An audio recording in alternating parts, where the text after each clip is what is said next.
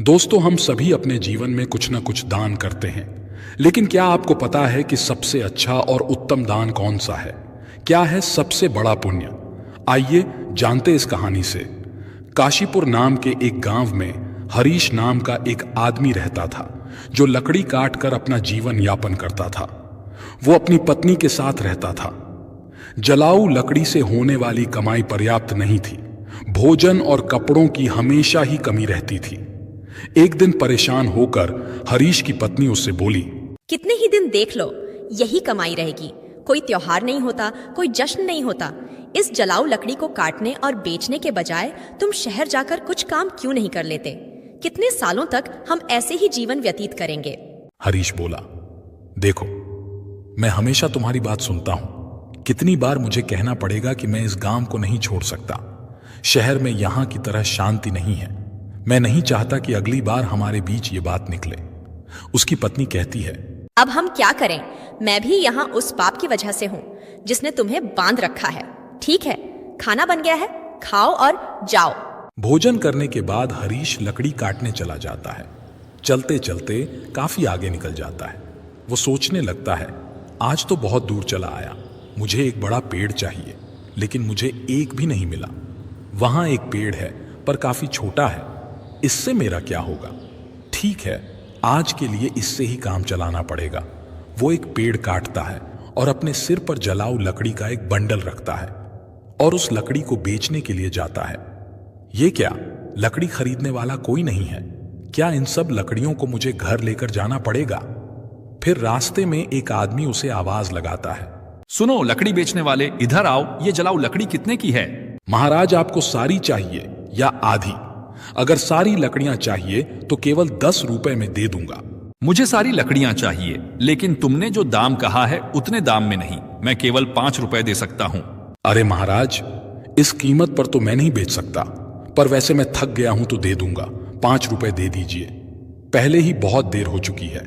आप मुझे वो 5 रुपए जल्दी से दे दीजिए। मुझे घर भी जाना है और खाना भी खाना है। ये लो तुम्हारे 5 रुपए। ये सारी लकड़ियां वहां रख दो। वैसे तुम भूखे लग रहे हो, क्या तुम कुछ खाना खाओगे? सब तैयार है, खाना खाओ और फिर जाना। हरीश कहता है, मुझे बहुत भूख तो लगी है, लेकिन अगर मैं खाऊंगा तो आपके लिए खाना नहीं बच पाएगा। रहने दीजिए, मैं घर जाकर खाऊंगा। चिंता मत करो, तुम खा लो, उसके बाद 10 लोग और खा सकें। उतना खाना है मेरे पास। जब भी तुम्हें भूख लगे तुम यहाँ आकर खा सकते हो। हरीश पूछता है, क्या आप हमेशा ही सबको ऐसे खाना देते हैं? जब तक ईश्वर मुझे शक्ति देता है तब तक मैं ये करना चाहता हूं, फिर भगवान की इच्छा। ठीक है, तो मैं आज खाना यहीं पर खाऊंगा। उस दिन हरीश ने उस पंडित शास्त्री के घर भर पेट खाना खाया और धन्यवाद करते हुए बोला, महाराज, आप बहुत अच्छे और उदार दिल के हैं। ऐसा अच्छा काम करने में मैं आपकी मदद करना चाहता हूं। अब से मैं 10 रुपए वाली कीमत की लकड़ियां 5 रुपए में दूंगा। ठीक है, तो अब मैं चलता हूं। ठीक है बेटा, सकुशल जा। हरीश ने अपनी काटी हुई सारी लकड़ी पंडित शास्त्री को 5 रुपए में दे दी और घर के लिए निकल गया। उसकी पत्नी बोली, क्या हुआ? इतनी देर तक क्या कर रहे थे? क्या आज तुमको कोई अच्छा सौदा मिल गया? लाओ पैसे। हरीश बोला, देखने जाओ तो सौदा अच्छा नहीं था। 5 रुपए मिले हैं, रोज से कम ही हैं, ये लो। क्या सच में तुम मुझे 5 रुपए दे रहे हो? मैंने सोचा था कि जितना तुम रोज देते हो उससे दुगना तो दोगे, लेकिन तुमने मुझे उसका आधा ही दिया है। तुम इतने लंबे समय से कहाँ थे? क्या कर रहे थे? अरे, मैं लकड़ियां बेचने निकला था, पर कोई खरीद ही नहीं रहा था। तो मैं हमारे पास के गांव गंगापुर में मिस्टर शास्त्री नाम के एक ब्राह्मण के घर गया था। वहां पर जो भी जाता है वो उन्हें प्यार से खाना खिलाते हैं। ऐसे लोगों के लिए हमें कुछ ना कुछ जरूर करना चाहिए। हरीश की पत्नी कहती है, हमेशा खाना देता है, फिर तो वह बहुत पैसे वाला होगा। नहीं तो वो ये कैसे करेगा? इतने लोगों को खाना देने वाले की तुमने कैसे मदद की? हरीश बोला, वो इतने अमीर नहीं है जितना तुम सोच रही हो। वो दान की अच्छी भावना रखते हैं। गंगापुर मंदिर के पुजारी हैं। वो अपनी कमाई से ही खाना देते हैं सबको। मैं तो पूछ रही थी कि तुमने उस ब्राह्मण की कैसे मदद की? हमारी आमदनी बहुत कम है, हम क्या मदद कर सकते हैं? स्वर्ग जाने के बारे में मत सोचो, पहले धरती के बारे में सोचो। फिर हरीश कहता है, तुम्हें पता भी है मैंने क्या किया? मैंने उन ब्राह्मण से कहा कि जो लकड़ी मैं लाता हूं उसे आधे दाम में दे दूंगा और कल से कुछ लकड़ियां उनके लिए और बाकी लकड़ियां हमारे बेचने के लिए काटूंगा। पत्नी बोली, इतना ही काफी है, लेकिन अगर तुम जलाऊ लकड़ी के 2 ढेर नहीं काट सकते तो तुम ऐसे ही 5 रुपए लेकर वापस आओ। 5 रुपए में मैं घर कैसे चलाऊं, तुम ही बताओ। हरीश बोला, जो मैं चाहता हूं उसे पूरा करने की पूरी कोशिश करूंगा और फिर भगवान की इच्छा। मैंने उन ब्राह्मण के घर खाना खाया है, तुम भी साथ चलना खाना खाने। हरीश हर दिन जलाऊ लकड़ी काटता था और मिस्टर शास्त्री से किए वादे के मुताबिक सिर्फ 5 रुपए लेता था। एक दिन मिस्टर शास्त्री भोजन करने बैठे ही थे, तभी बाहर से आवाज आई, महाराज लकड़ी लाया हूं, 5 रुपए दे दीजिए। यहां आकर अपनी लकड़ियां ले लीजिए ताकि मैं चला जाऊं। फिर शास्त्री ने कहा, देखो हरीश, मैं आज तुम्हें 5 रुपए नहीं दे सकता, तो तुम तुम्हारी लकड़ियां लो और जाओ। वापस क्यों जाऊं? यहीं के लिए लाया हूं, पैसा कल दे देना। मुझे बहुत भूख लगी है तो कुछ खाना खिला दीजिए। खाना तो खिला ही सकते हैं ना, वैसे भी आप सभी को खिलाते हैं। बहुत अच्छे हरीश, पहले अपने पैर धो लो, तब तक मैं भोजन की व्यवस्था करता हूं। मिस्टर शास्त्री घर में जाकर अपनी पत्नी को ये बात बताते हैं। उसकी पत्नी बोली, तुमने ऐसा वादा क्यों किया? हमारे घर में खाने के लिए कुछ भी नहीं बचा है, सिवाय उस खाने के जो आप अभी खाने वाले हैं। हम इस समय हरीश को कैसे खिलाएंगे? पूरा खाना खत्म हो चुका है, क्या आपको ये पता नहीं है? अरे इसमें ऐसी भी क्या बात हो गई? तुमने मुझे जो खाना परोसा है वो हरीश के लिए काफी है। सोच रहा हूं कि आज उपवास कर लूं। और मुझे बताओ कि तुम ऐसा कितनी बार करोगे? जब हमारे पास उतना नहीं है तो ये सब क्यों करना है? वो सब कहां से लाएं? सब भगवान देता है, पहले हरीश को खिला के आओ। पंडित शास्त्री ही थे जिन्होंने आने वालों को खाना दिया, भले ही उनके पास न हो। एक दिन हमेशा की तरह हरीश लकड़ी काटने जाता है। वो सोचता है, जंगल के सामने के सारे सूखे पेड़ तो मैंने काट दिए, अब बाकी बचे हरे पेड़। जंगल के अंदर जाना थोड़ा मुश्किल लग रहा है। मैं इससे पहले कभी इतना अंदर नहीं गया। मुझे सावधान रहना चाहिए, जंगली जानवर हो सकते हैं, अगर मुझे कुछ हो गया तो। ये सोचकर हरीश जंगल के बीच चला जाता है। इतनी दूर आ गया पर कोई पेड़ नहीं मिला। ये अच्छा लग रहा है, एक शाखा ही काफी है। अगर मैं इसे काटता हूं तो 3 ढेर बन जाएंगे, पहले ही बहुत देर हो चुकी है। ऐसा सोचकर हरीश उस बड़े पेड़ पर चढ़ गया और उस डाली पर बैठकर उसी डाली को काटने लगा। बहुत बड़ी शाखा होने के कारण शाखा टूटकर बगल के पेड़ के नीचे टीले पर गिर जाती है। फिर अचानक ही वहां एक तपस्वी प्रकट हो जाते हैं और क्रोध में बोलते हैं, मेरी तपस्या किसने भंग की? लगता है वो तुम ही थे। मैं तुम्हें श्राप देता हूं, तुम कुत्ते बन जाओगे। फिर हरीश घबरा कर कहता है, अरे महाराज, मुझे नहीं पता था कि आप यहाँ नीचे बैठे हैं। मैं यहाँ 100 साल से तपस्या कर रहा हूं और तुमने मेरी तपस्या भंग की है। हरीश ने कहा, मैं तो रोज पेड़ काटने आता हूं और जलाऊ लकड़ियां बेचता हूं। मैंने जानबूझकर ऐसा नहीं किया, मुझे माफ कर दीजिए महाराज। कृपया इस श्राप को वापस ले लीजिए। मैंने क्रोध में आकर तुम्हें श्राप दिया क्योंकि तुमने मेरी तपस्या तोड़ी। इस श्राप को वापस लेना संभव नहीं है। जिसने श्राप दिया है उसके लिए भी संभव नहीं है। पर मैं तुम्हें एक उपाय बताता हूं, सुनो। हरीश बोला, कृपया मुझे बताइए महाराज, मैं इस श्राप से छुटकारा पाने के लिए क्या करूं? तुम ऐसे लोगों को ढूंढो जो सबसे अच्छा दान देते हो। उनके खाने के बाद अगर उनके खाने में कोई भी दाना बच जाता है तो उसे खाकर तुम श्राप से मुक्त हो जाओगे। अगर तुम अपने अभी के रंग से पूरी तरह से सफेद हो जाते हो तो तुम इस श्राप से मुक्त हो जाओगे। हरीश रोते हुए कहता है, मैं अपनी पत्नी को रोजाना जलाऊ लकड़ी काटने से मिलने वाले पैसों से सहारा देता हूं। अब मैं कुत्ता बन गया हूं तो मेरी पत्नी का क्या होगा महाराज? चिंता करने की जरूरत नहीं है। तुम्हारी पत्नी को कपड़ों की कोई कमी नहीं होगी।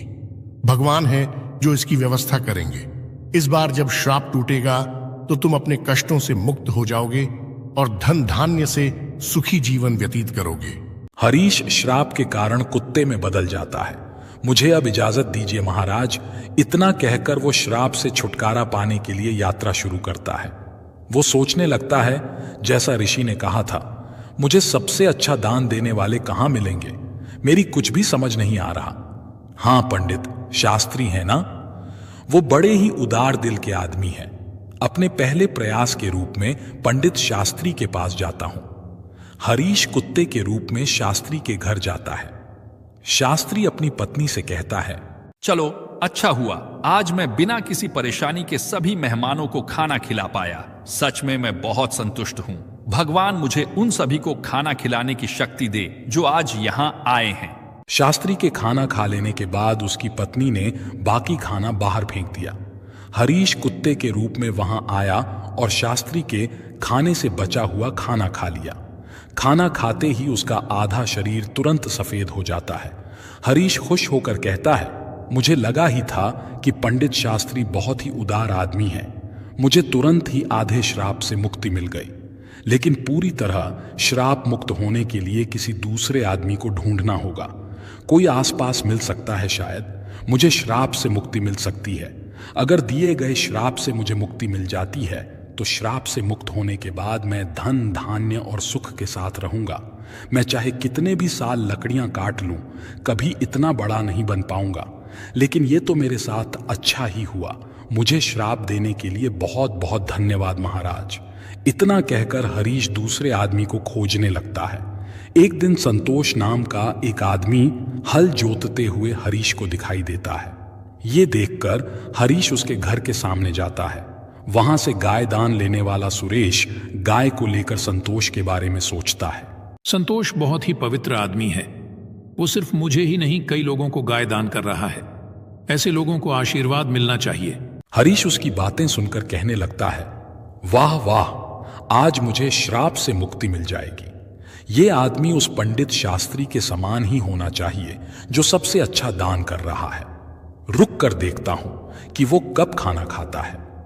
हरीश के वहां बहुत देर तक इंतजार करने के बाद संतोष ने अपना खाना खाया और पत्ते को बाहर फेंक दिया। हरीश तुरंत जाकर उस पत्ते का बचा हुआ खाना खा लेता है। हरीश आश्चर्य से कहता है, अरे कोई रंग नहीं उतरा। संतोष ने गाय का दान किया था, फिर रंग क्यों नहीं बदला? मुझे कुछ समझ नहीं आ रहा। वो वापस आकर शास्त्री जी के घर के बाहर बैठ गया। वहां दो आदमी आपस में बात कर रहे थे। अरे सुशील, आज संतोष ने फिर गाय का दान दिया। वो चाहे कितना ही दानी दिखता हो, वो हमेशा गांव के बाहर वालों को ही बुलाकर दान देता है। अगर तुम सच जानोगे तो चौंक जाओगे। उसकी सारी गाय 2 महीने से ज्यादा दूध नहीं देती। उसे ये पहले से ही पता होता है, और फिर उन्हें बैठाकर क्यों खिलाए, इसलिए दान कर देता है। वो कभी दूध देने वाली अच्छी गाय दान नहीं करता। ऐसा है क्या? अगर वो ऐसा करता है तो अवश्य ही उसे पाप लगेगा। हमारे राजा की तरह कोई भी नहीं कर सकता। वो एक महान दानी है। 1 हफ्ते से खाना दे रहे हैं और कल आखिरी दिन अन्नदान के साथ वस्त्रदान भी करने वाले हैं। वो वहां सबके साथ 1 हफ्ते से खाना खा रहे हैं। कभी उनके जैसा धर्मी देखा है कहीं? अरे ये तो कुछ नहीं, उन्होंने हमारे लिए अच्छी सड़कें बनवाई हैं, हर जगह कुएं और तालाब भी खुदवाए हैं। मतलब उन्होंने बहुत कुछ किया है। ऐसा धर्मी मैंने कहीं नहीं देखा। ये बातें सुनकर हरीश बहुत खुश हुआ। उसके मन में विचार आया कि चलो अब तो तय है कि मुझे श्राप से मुक्ति मिल जाएगी। मुझे तुरंत राजा के पास पहुंचना चाहिए। वो राजमहल के बजाय लोगों के साथ खाना खा रहे हैं। इस अवसर का लाभ उठाना चाहिए। अगले ही दिन हरीश उस जगह पहुंच गया जहां राजा खाना देता था। वहां उसने राजा को कपड़े बांटते हुए देखा। वो सोचने लगा, राजा कितने अच्छे हैं, वो खाना देने के साथ साथ सभी लोगों को कपड़े भी दे रहे हैं। मैं जिस दूसरे आदमी को ढूंढ रहा था, अवश्य ही ये वही राजा हैं। राजा के खाने तक इंतजार करना होगा। राजा के खाने के बाद सैनिक उस पत्ते को बाहर फेंक देते हैं जिसमें राजा ने खाना खाया था।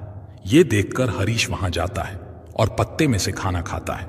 फिर आश्चर्यजनक रूप से खुद को देखकर कहता है, अरे ये क्या, इतने महान दानी राजा का भोजन करने के बाद भी मेरा रंग नहीं बदला। ये श्राप तो दूसरी तरह का लग रहा है। मुझे तुरंत उस ऋषि के पास जाना चाहिए जिसने मुझे ये श्राप दिया। हरीश उस स्थान पर पहुंचता है जहां ऋषि थे। वो ऋषि को प्रणाम करता है। तपस्वी उसे निराश देखकर पूछते हैं, क्या हुआ हरीश? ऐसा लगता है कि तुम्हें अभी तक केवल एक ही आदमी मिला है, केवल आधा रंग बदला है। क्या तुम्हें और कोई नहीं मिला? श्राप मिले हुए बहुत दिन हो गए। फिर हरीश कहता है, मुझे तो शंका है, पंडित शास्त्री का खाना खाकर मैं आधा सफेद हो गया। इसके बाद मैंने उनसे भी ज्यादा दान करते लोगों को देखा। उन्होंने जो खाना खाया उसे खाने से कोई फायदा नहीं हुआ महाराज। इसके अलावा हमारे शहर के राजा बहुत धर्मी हैं। 1 हफ्ते तक उन्होंने सबको खाना दिया, कपड़े भी दिए। इतने धर्मपरायण आदमी द्वारा खाया हुआ खाना खाने के बाद भी मैं श्राप से मुक्त नहीं हो पाया। इसमें कुछ रहस्य है महाराज, मुझे नहीं समझ आ रहा। आप ही बताइए ना महाराज। फिर ऋषि ने उससे कहा, तुमने जितने को भी देखा उनमें से किसी के भी द्वारा दिया गया दान सच्चा दान नहीं था। संतोष ऐसी चीजें दे रहा था जिसकी उसे जरूरत नहीं थी। अगर उसे उनकी जरूरत होती तो वो उन्हें दान ही नहीं करता। ऐसे ही राजा जो कुछ भी देता है उसे दान नहीं माना जाएगा, क्योंकि राजा खुद नहीं कमाता। वो तुम्हारे द्वारा दिए करो में से चुकाए गए धन को उस राज्य के लोगों पर खर्च करता है। कल के दान में भोजन और वस्त्र आपके द्वारा कर के रूप में ही दिए गए थे। इसीलिए जो भी दान उसने कल किए उसे दान नहीं माना जाएगा। ये लोगों का पैसा है और लोगों पर खर्च कर रहा है। समझ रहे हो तुम इसमें राजा का दान कहां है? इसलिए राजा ने जो समृद्ध भोजन खाया वो तुम्हें श्राप से मुक्त नहीं कर पाया। देखो हरीश, सही दान जो उस शास्त्री ने भूखे को खाना दिया वो था। भले ही उन्होंने खाना नहीं खाया, इसलिए उसका दान सबसे अच्छा है। कुछ और प्रयास करो, तुम श्राप से मुक्ति पाने के करीब हो। समझ गया महाराज, धन्यवाद। हरीश उदास मन से वहां से चला जाता है। बाप रे, कितनी दूर चला आया। बहुत भूख लगी है। अच्छा होगा कि पास में कुछ खाना मिल जाए। वहां पास में एक बूढ़ा आदमी घड़े में पानी ले जाता हुआ उसे दिखाई दिया। वहां 2 लोग बातें कर रहे थे। उस बूढ़े आदमी को देख रहे हो? वो घड़े में पानी लाता है और वहां रखता है। इस धूप वाले रास्ते से गुजरने वालों के लिए पानी लाता है। ये बूढ़ा आदमी ऐसा लग रहा है जैसे ये 90 साल से अधिक का है। इसका काम काबिले तारीफ है। बूढ़ा आदमी जो खाना लाया था उसे निकालकर खाने लगता है। भूखा हरीश बूढ़े आदमी के पास जाता है। बूढ़ा आदमी अपने खाने में से कुछ लेता है और हरीश को देता है। हरीश इसे खाते ही श्राप से मुक्ति पाकर एक आदमी बन जाता है। उसने बूढ़े आदमी को धन्यवाद किया और वापस लौट आया। क्या बात है, दान कभी भी छोटा या बड़ा नहीं होता। दूसरों की भूख मिटाने वाले शास्त्री और प्यास बुझाने वाले उस आदमी जैसा होता है। सबसे अच्छा दान खुद के बजाय दूसरों की मदद करना होता है। ऐसे ही चलते चलते हरीश अपनी पत्नी के पास गांव पहुंच जाता है और खुशी से रहने लगता है। उधर पंडित शास्त्री ने इतना दान कर दिया था कि उसके पास खाने को भी कुछ नहीं रह गया था। जब उसकी पत्नी ने उससे कहा कि पास के गांव में एक सेठ जी रहते हैं और वो पुण्य को मोल में खरीद लेते हैं, अतः आप उनके पास जाकर और अपना कुछ पुण्य बेच करके कुछ पैसा ले आइए, जिससे अपना कुछ काम चल जाए। शास्त्री की इच्छा ना रहते हुए भी वो पत्नी के बार बार कहने पर वहां जाने को तैयार हो गया। उसकी स्त्री ने उसके खाने के लिए उसे 4 रोटियां बनाकर साथ में दी थी।